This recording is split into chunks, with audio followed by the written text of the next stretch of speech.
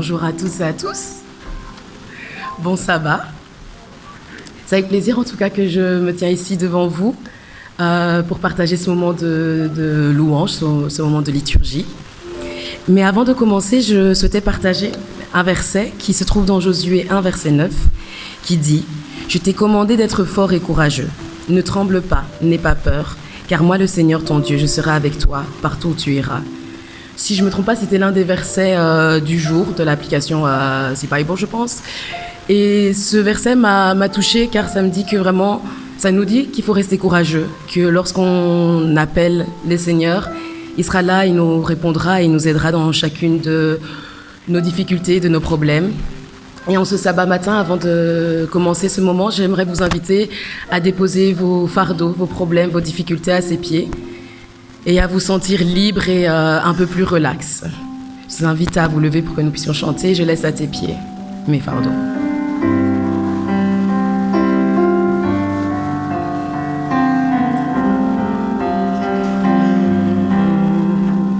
Je laisse à tes pieds mes fardeaux.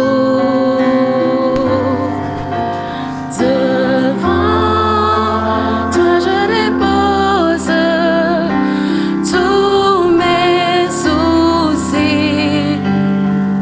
Et chaque fois que je ne sais pas me diriger, j'abandonne à tes pieds mes fardeaux. Encore une fois. Je laisse à tes pieds mes fardeaux. Devant toi je dépose tous mes soucis. Et chaque fois que je ne sais pas me diriger, j'abandonne à tes pieds mes fardeaux. J'abandonne à tes pieds mes fardeaux. Inclinons nos têtes pour la prière. Oui, Seigneur, nous venons te déposer tous nos fardeaux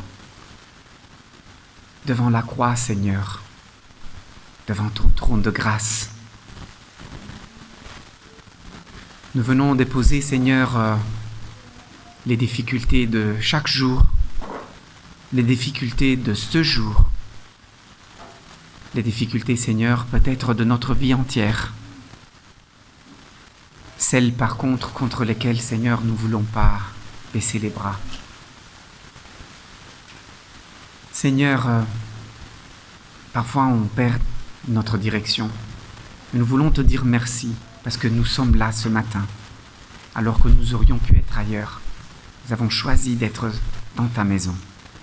Et oui, Seigneur, on ne pourra pas dire qu'on ne ressentira pas la chaleur fraternelle aujourd'hui, mais nous sommes très heureux d'être là, de venir te rencontrer. Alors prépare nos cœurs, prépare notre esprit pour recevoir ce message que tu as prévu pour nous ce matin. Et que ton nom soit loué dans nos vies. C'est notre prière au nom de Jésus. Amen. Alors le chant suivant est un chant que j'affectionne un peu particulièrement. Il est exalté, notre Dieu. Ici j'ai la voix malheureusement un peu cassée, mais justement c'est bien parce que ça va faire que l'assemblée pourra chanter encore plus fort que moi.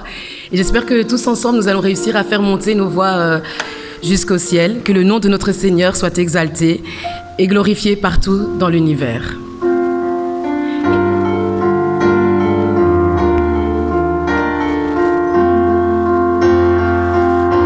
Il est exalté. Il est exalté, le roi est au-dessus des cieux. Je veux le louer, il est élevé à jamais, exalté, je loue son saint nom.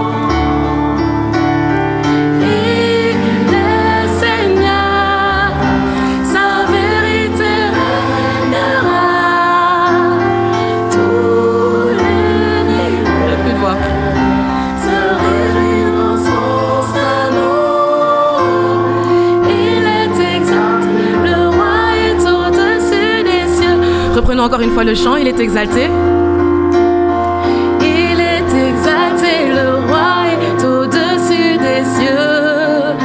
Je veux le louer, il est élevé à jamais exalté. Et je loue son saint nom. Il est Seigneur, sa vérité régnera.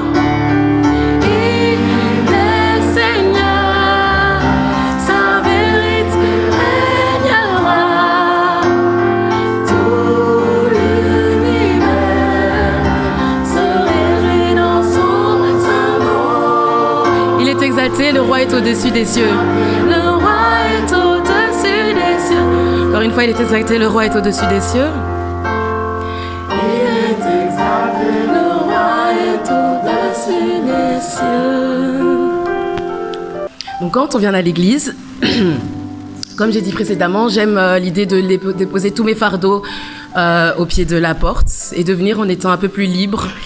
Et aussi loin, et de savoir que on est bien ici. Et aussi loin que je me souvienne, j'ai pu déménager plusieurs fois dans ma vie, mais s'il y a bien une localisation qui n'a pas changé, où il y a toujours le même amour et dans laquelle je me sens toujours bien, c'est celle-ci, la maison du Seigneur, qui est notre maison à nous tous. Ensemble, élevons vers Dieu un chant doux pour que partout sur notre chemin fleurissent roses et jasmin, car la terre est un beau jardin.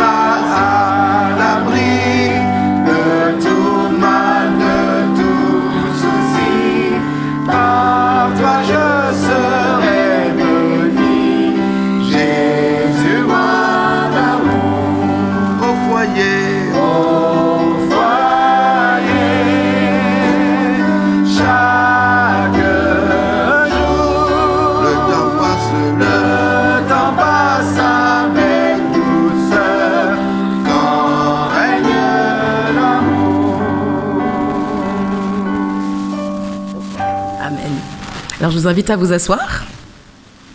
Comme dernier chant pour cette liturgie, j'ai pris « Christ est mon rocher ». Je ne sais pas si, pour ceux qui s'en souviennent, en tout cas, le DS des enfants, il y a une chanson que j'aimais bien chanter avant, qui dit « Le fou sur le sable a bâti sa maison ». Et malheureusement, quand le fou sur le sable bâtit sa maison, lorsque la tempête arrive, sa maison s'écroule. Mais le sage, quant à lui, l'a bâti sur le roc.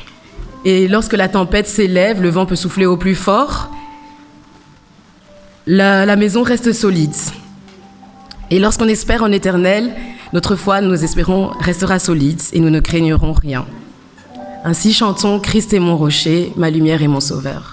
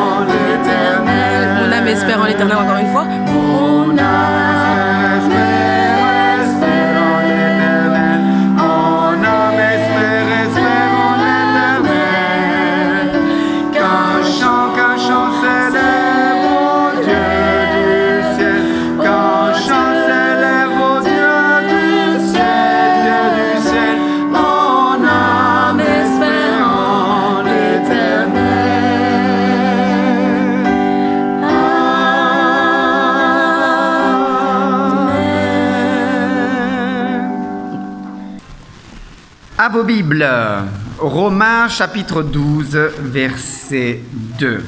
Nous allons lire le verset d'introduction que notre cher frère Frédéric a préparé avec sa méditation pour nous ce matin. Romains chapitre 12, verset 2. Ne vous conformez pas au siècle présent, mais soyez transformés par le renouvellement de l'intelligence, afin que vous discerniez quelle est la volonté de Dieu, ce qui est bon, agréable et parfait. Que le Seigneur bénisse la lecture et la méditation sur sa parole, et j'invite Frédéric à prendre cette place pour continuer.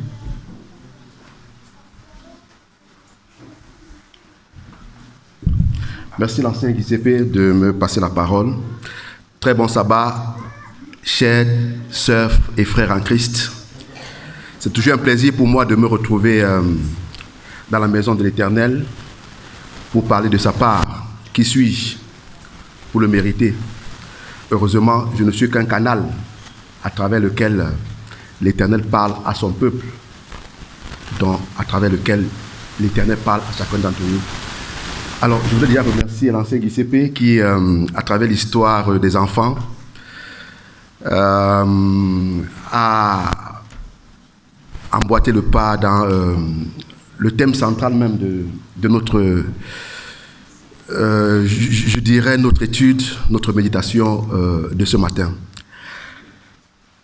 Eh bien, le titre que nous avons bien voulu donner à cette réflexion est la transformation, une loi universelle du vivant et un principe spirituel, la transformation.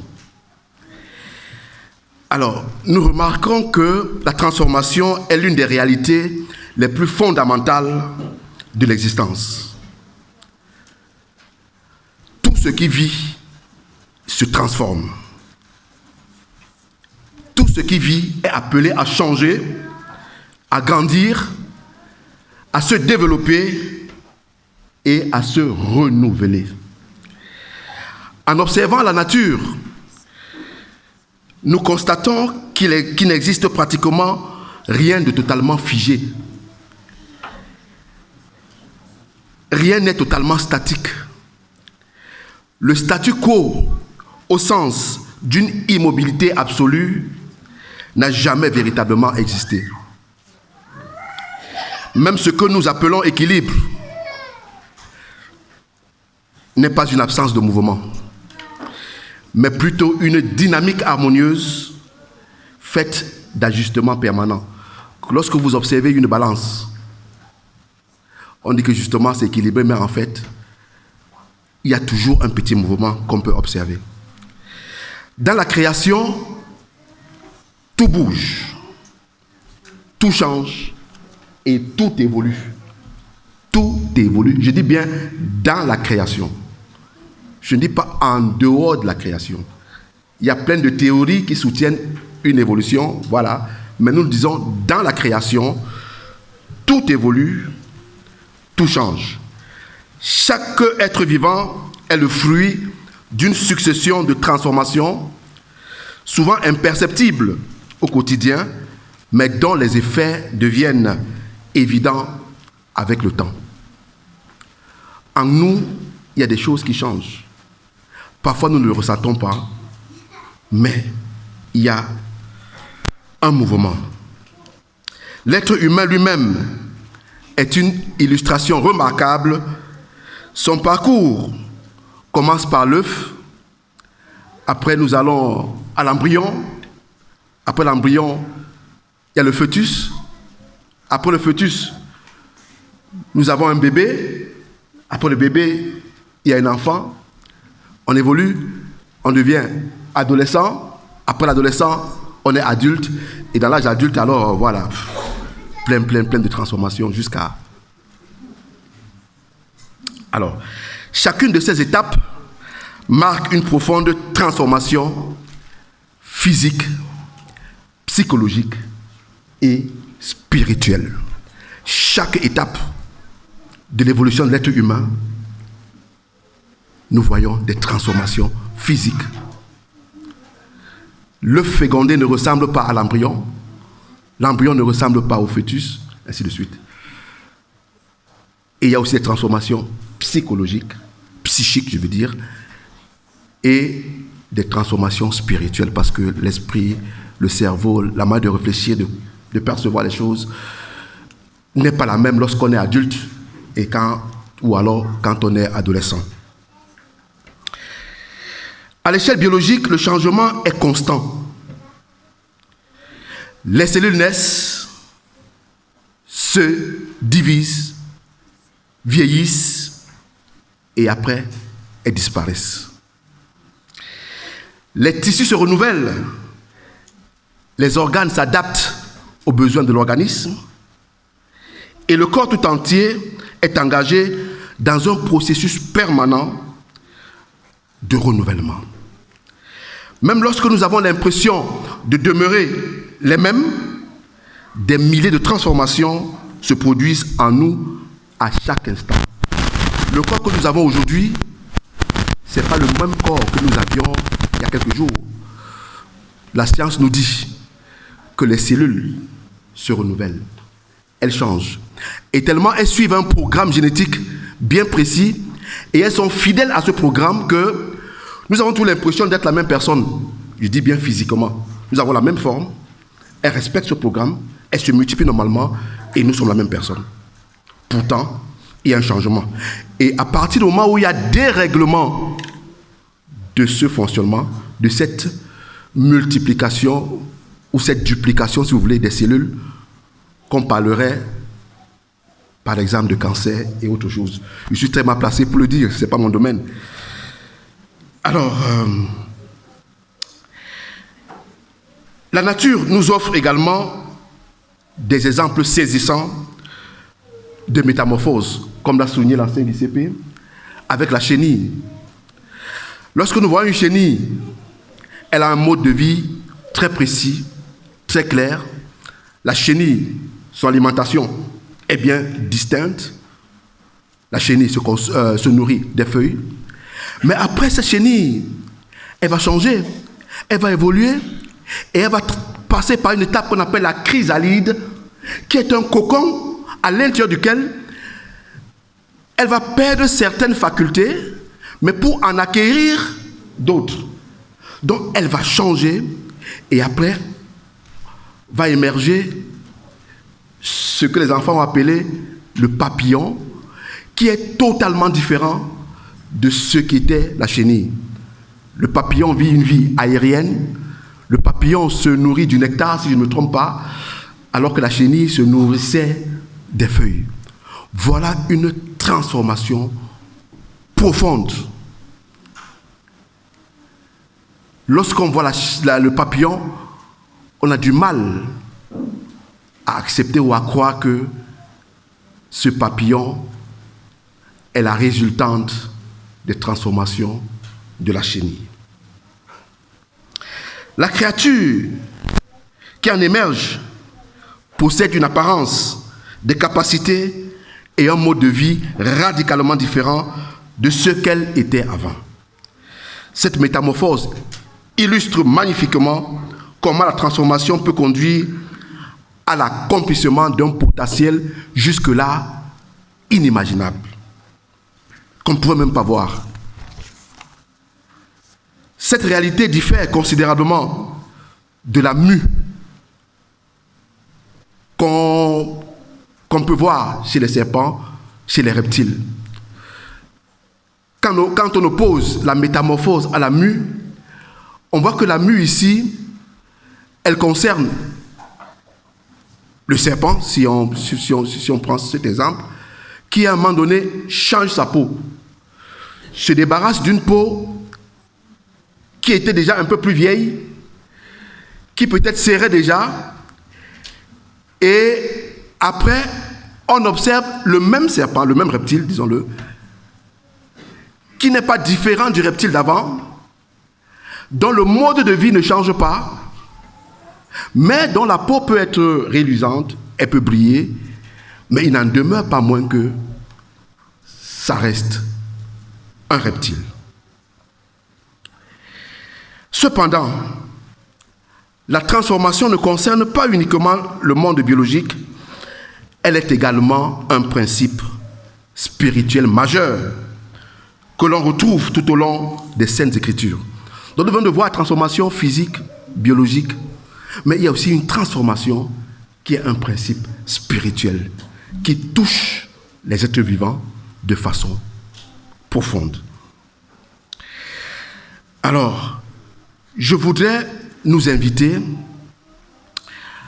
par rapport à cette transformation qui est un principe spirituel, de nous intéresser à 4 personnages, ou alors 4 situations différentes. Premièrement, prenons nos Bibles et lisons dans Ézéchiel au chapitre 37,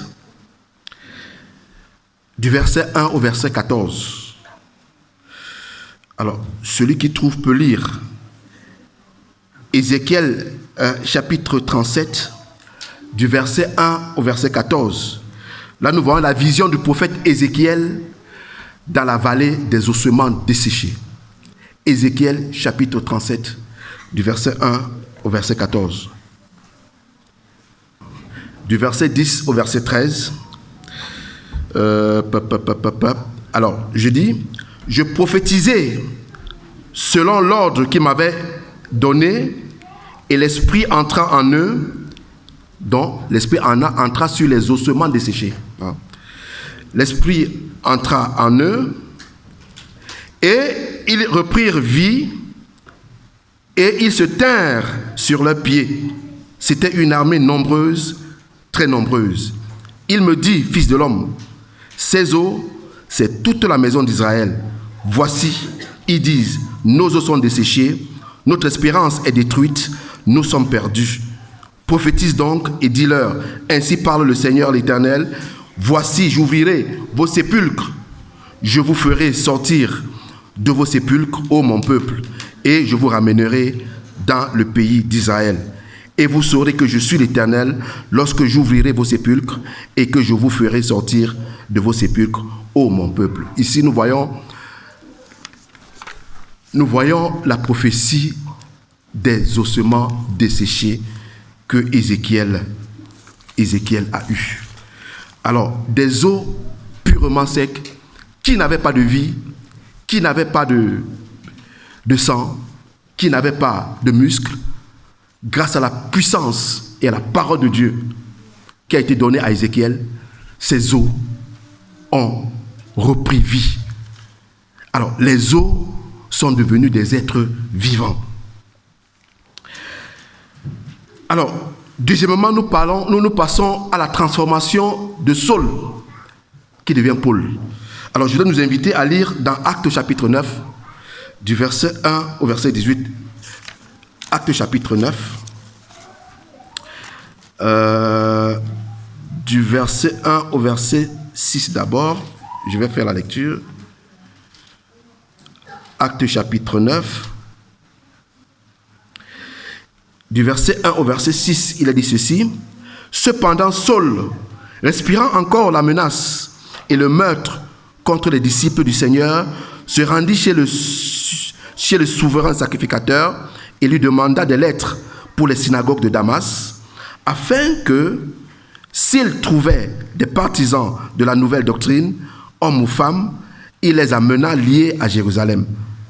Comme il était en chemin et qu'il approchait de Damas, tout à coup une lumière venant du ciel resplendit autour de lui. Il tomba par terre et il entendit une voix qui lui disait « Saul, Saul, pourquoi me persécutes-tu » Je voudrais m'arrêter là. C'est un texte que nous connaissons, c'est une histoire que nous connaissons.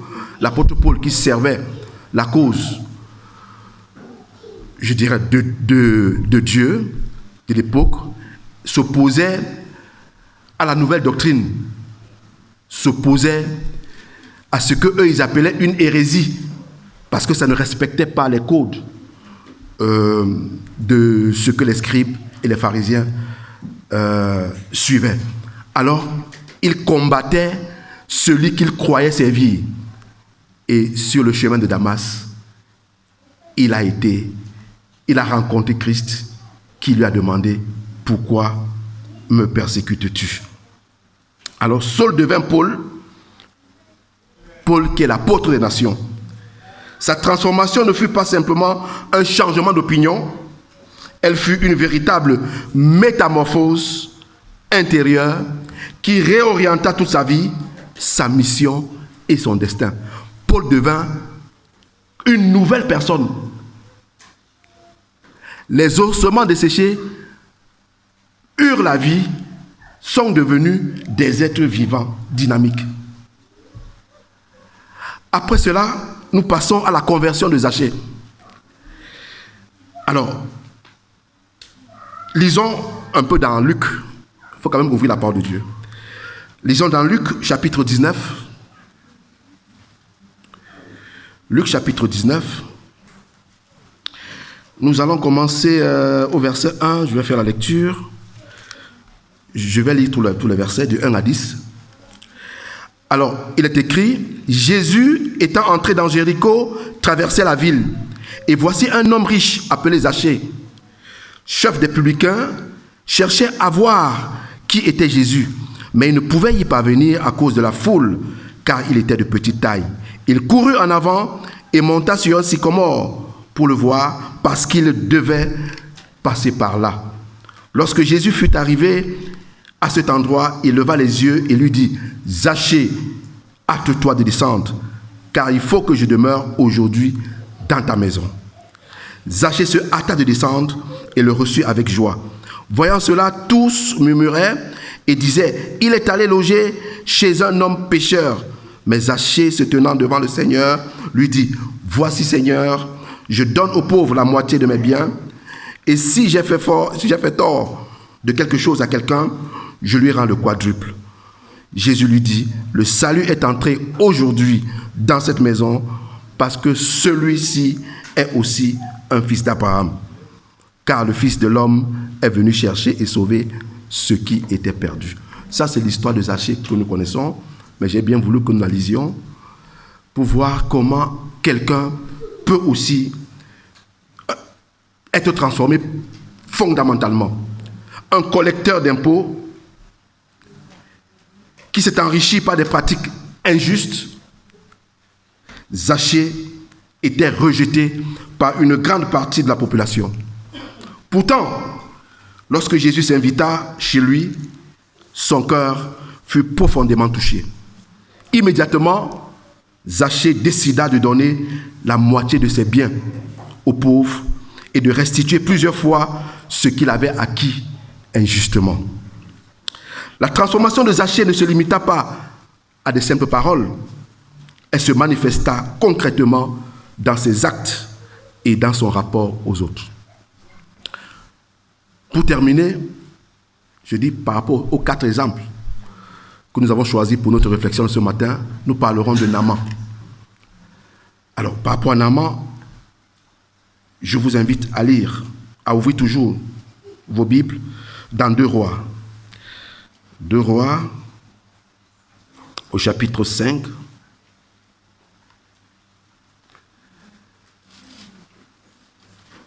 2 Rois, chapitre 5. Nous allons commencer par lire le verset 1. Le verset 1 à 3 d'abord, oui. Il est écrit, Naaman, chef de l'armée du roi de Syrie, jouissait de la faveur de son maître et d'une grande considération, car c'était par lui que l'Éternel avait délivré les Syriens. Mais cet homme fort et vaillant était lépreux. Or, les Syriens étaient sortis par troupes et ils avaient amené captive une petite fille du pays d'Israël qui était au service de la femme de Naaman. Et elle dit à sa maîtresse, « Oh, si mon Seigneur était auprès du prophète qui est à Samarie, le prophète le guérirait de sa lèpre. » Et maintenant, allons du verset 8 au verset 14. Le verset 8. Lorsqu'Élisée, homme de Dieu, apprit que le roi d'Israël avait déchiré ses vêtements, il envoya dire au roi, « Pourquoi as-tu déchiré tes vêtements? Laisse-le venir à moi et il saura qu'il y a un prophète en Israël. » Naaman vint avec ses chevaux et son char et il s'arrêta à la porte de la maison d'Élisée. Élisée lui fit dire par un messager, « Va et lave-toi 7 fois dans le Jourdain, ta chair redeviendra saine et tu seras pur. » Naaman fut irrité et il s'en alla en disant, « Voici, je me disais, il sortira vers moi, il se présentera lui-même, il invoquera le nom de l'Éternel et son Dieu, il agitera sa main sur la place et guérira le lépreux. Les fleuves de Damas, l'Abana et le Parpar ne valent-ils pas mieux que toutes les eaux d'Israël? » Donc en fait, Naaman n'a pas cru, n'a pas accepté ce que le prophète Élisée lui a dit. Mais l'histoire nous dit qu'à la fin, ses serviteurs l'ont convaincu. Et lorsque Naaman est allé tomber dans le fleuve, il a vu sa peau se régénérer, sa lèpre a disparu. Alors, nous sommes en train de voir ici 4 histoires. Ces récits bibliques démontrent que la transformation divine va souvent bien au-delà de l'apparence. Elle touche le cœur, les pensées, les comportements, les relations et parfois même la destinée entière d'une personne. Comme la chenille qui devient papillon, l'être humain peut connaître par l'action de Dieu une transformation profonde qui révèle ce qu'il était appelé à devenir depuis le commencement. Les transformations qui se sont opérées à la vallée des ossements desséchés, ce qui s'est opéré avec Saul qui est devenu Paul, ce qui s'est opéré avec Zachée et avec Naaman, c'est des transformations par la foi. C'est la transformation selon Dieu. C'est une transformation profonde. Ainsi, la transformation apparaît comme une loi universelle inscrite dans la création et comme un principe spirituel fondamental dans le plan de Dieu.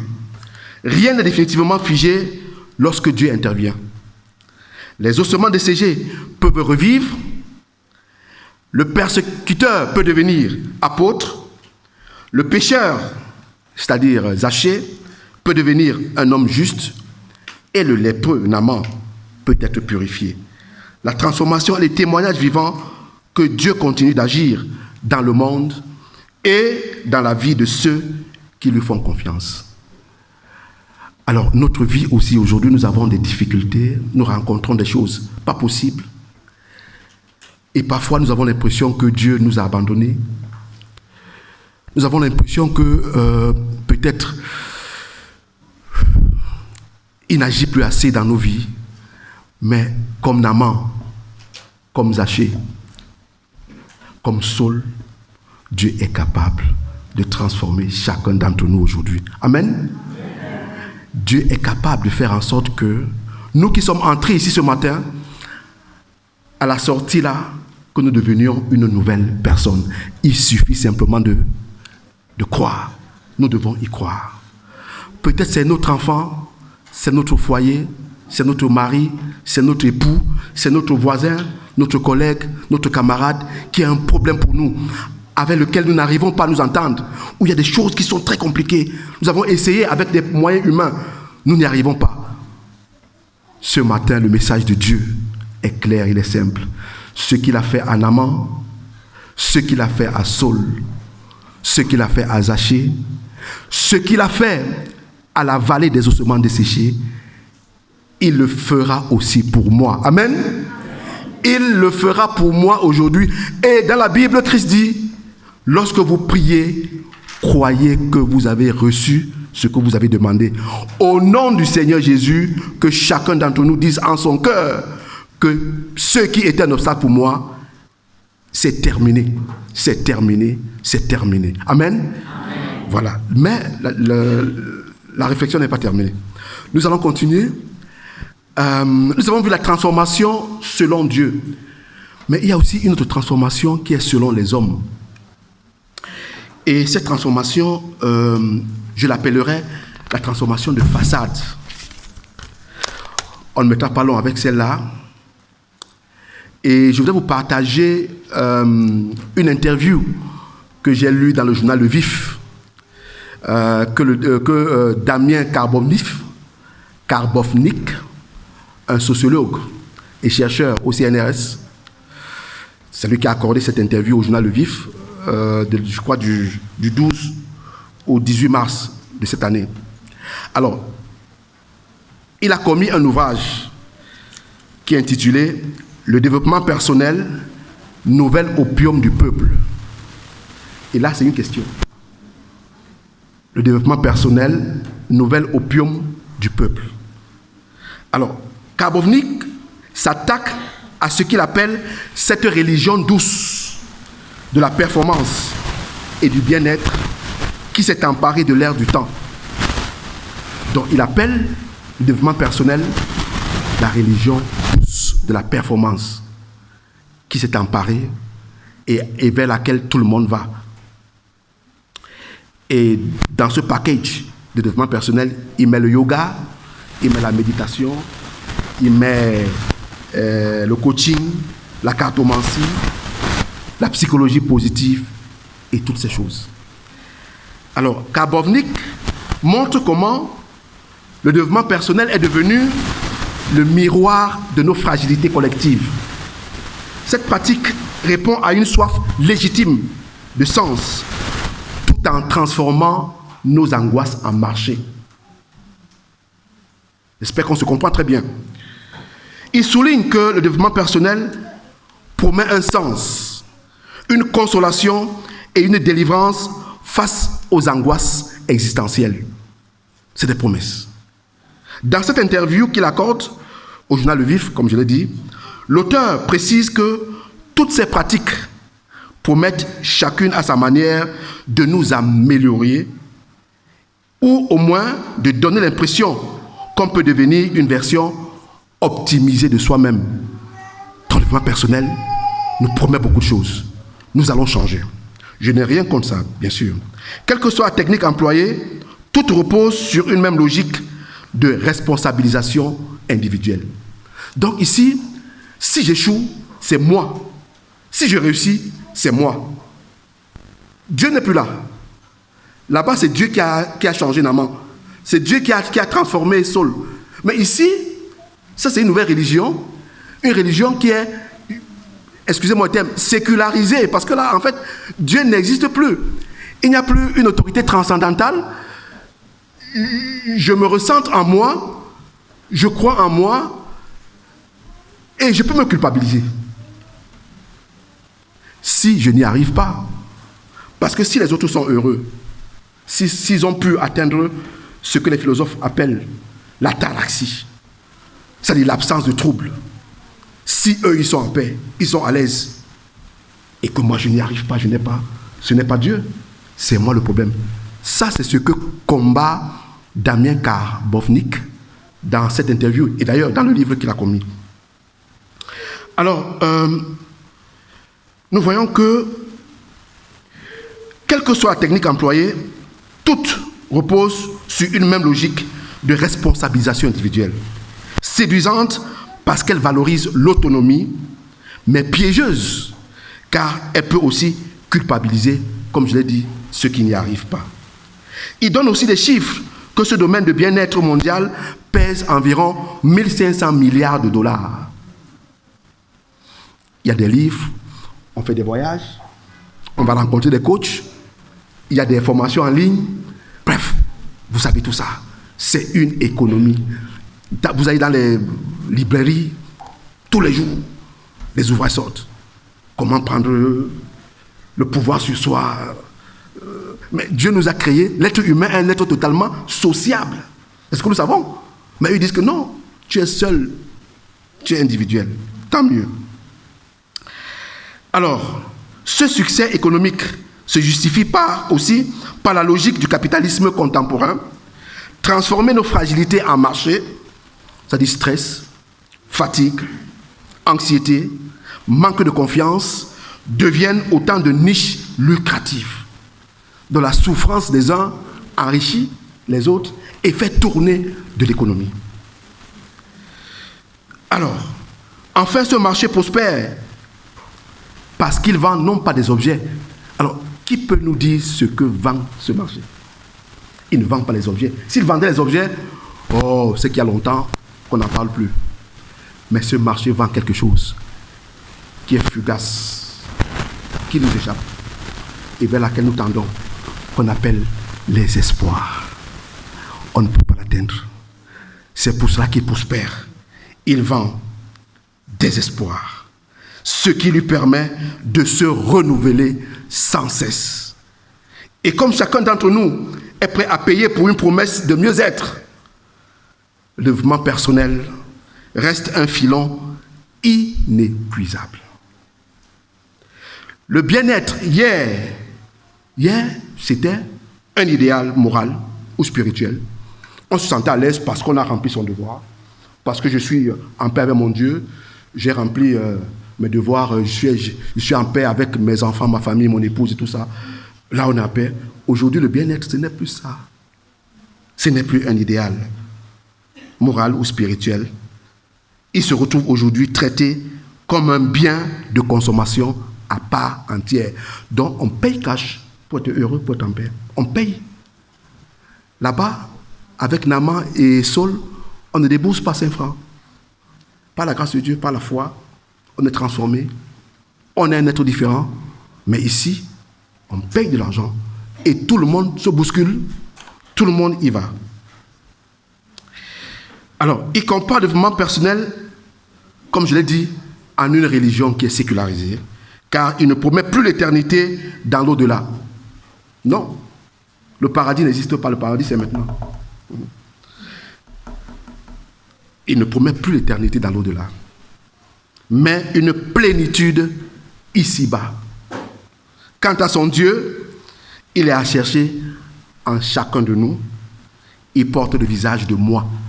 C'est moi, mon Dieu. Je suis capable de tout. Je peux tout faire seul. C'est un leurre. Alors, chers frères et sœurs en Christ, voilà 2 lectures que j'ai voulu partager avec nous une transformation selon Dieu par la foi. Et une transformation que j'appellerais de façade, selon les techniques humaines, sécularisées, où Dieu n'est plus au centre, où nous croyons que nous pouvons par nous-mêmes. C'est vrai, beaucoup réussissent, mais nous, en tant que chrétiens ce matin, nous sommes appelés à mettre de confiance en Dieu. Et ce qui nous semble impossible, Dieu le fera parce que Dieu est le Dieu de l'impossible. Qu'il bénisse sa parole. Amen.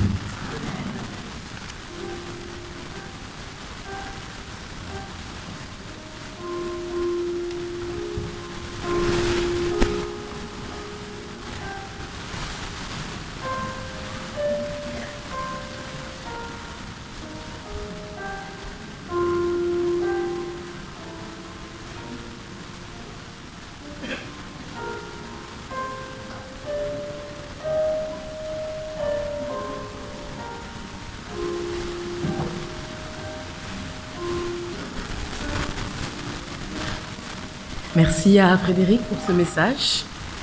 Que nous puissions tous passer par des moments de transformation, que ce soit dans notre vie, pour nos proches, en les opportunités, les boulots, l'école, etc. Et que dans chacun de ces aspects, nous puissions tendre à ressembler à Jésus, à parler, à agir et à penser comme lui. Je vous invite à vous lever pour chanter, te ressembler Jésus.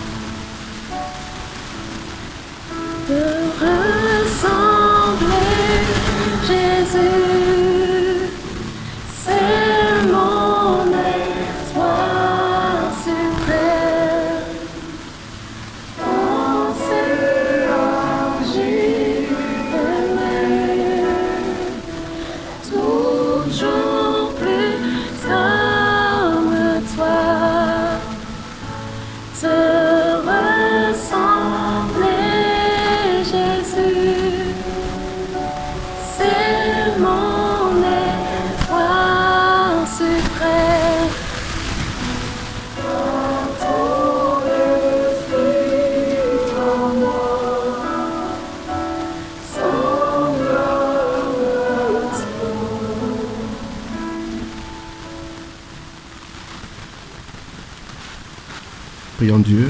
Merci Seigneur, notre Père, notre Dieu, parce que tu nous dis ce matin à travers ce chant de te ressembler, d'être à l'image de ce que toi tu as voulu que nous soyons dès le commencement. Et permets que nous puissions te transformer, que nous puissions te renouveler. Sois avec nous et donne-nous cette conviction au plus profond de nous-mêmes. Soutiens-nous, fortifie-nous, bénis ce saint sabbat et dirige les pas de chacun d'entre nous après ce culte de temps, chacun chez lui, et que la semaine puisse être belle pour chacun d'entre nous. Merci pour tous tes bienfaits dans nos vies. Nous t'avons prié au nom puissant de ton Fils Jésus-Christ, notre Sauveur. Amen. Avant de se quitter, demandons à ce que la grâce et la paix du Seigneur nous accompagnent tout au long de cette semaine.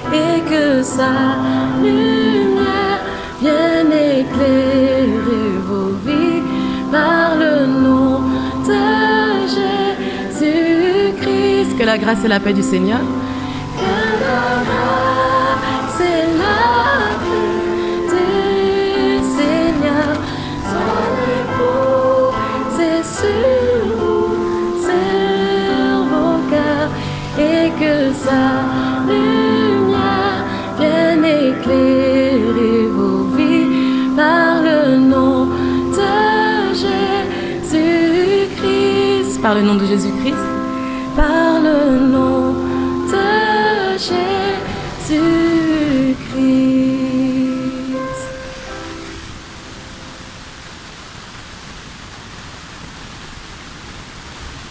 Au reste, frères et sœurs, soyez dans la joie. Perfectionnez-vous, consolez-vous, ayez un même sentiment. Vivez en paix, et le Dieu d'amour et de paix sera avec vous. Tous les saints vous saluent, et que la grâce du Seigneur Jésus-Christ, l'amour de Dieu et la communion du Saint-Esprit soient avec vous tous. Bon sabbat, bonne semaine, que Dieu nous bénisse. Amen.